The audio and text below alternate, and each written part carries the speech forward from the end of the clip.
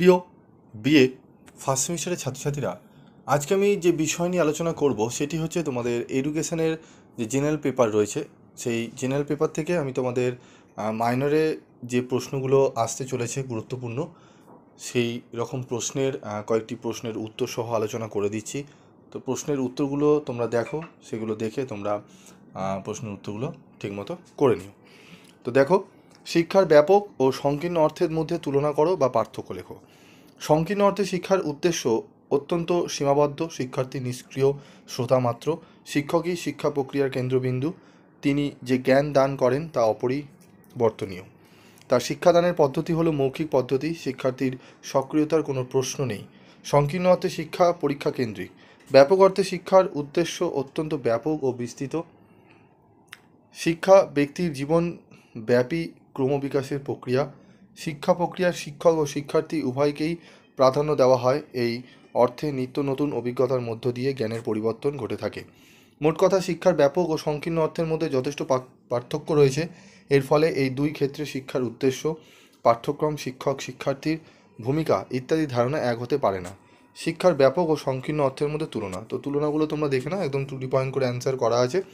এই অ্যান্সারগুলো তোমরা ঠিকমতো দেখে নিও, ঠিক আছে? এগুলো তোমরা গুছিয়ে একটু লিখতে পারলেই কিন্তু তোমরা একদম ফুল মার্কস পেয়ে যাবে, ঠিক আছে?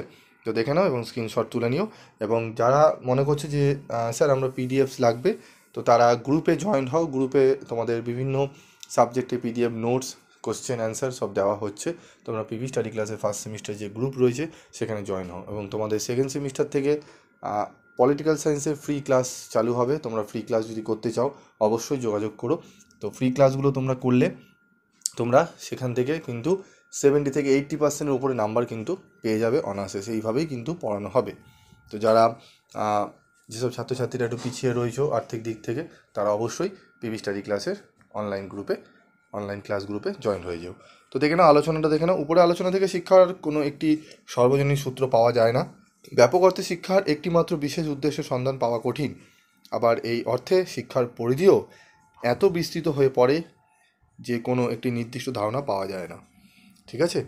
চলে আসবে এরপর পরবর্তী প্রশ্ন, বৃত্তিমূলক শিক্ষার লক্ষ্য উল্লেখ করো। বৃত্তিমূলক শিক্ষার লক্ষ্য দেখে নাও। ব্যক্তি ও সমাজের বিচিত্রতর চাহিদাকে কেন্দ্র করেই আধুনিক শিক্ষা ব্যবস্থা গড়ে উঠেছে।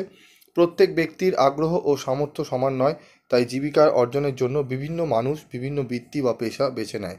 এই বৃত্তি বা পেশায় ব্যবহারিক জ্ঞান ও নৈপুণ্য অর্জনের জন্য যে বিশেষ শিক্ষার প্রয়োজন হয় তাই হলো বৃত্তিমূলক শিক্ষা। বৃত্তিমূলক শিক্ষার লক্ষ্য হলো, বৃত্তি শিক্ষার মূল লক্ষ্য কী দেখে নাও তোমরা লক্ষ্যগুলো। বৃত্তিমুখী শিক্ষা ব্যক্তিকে আর্থিক সচ্ছলতা ও প্রতিষ্ঠায় এবং কর্মদক্ষতা বৃদ্ধিতে সাহায্য করে।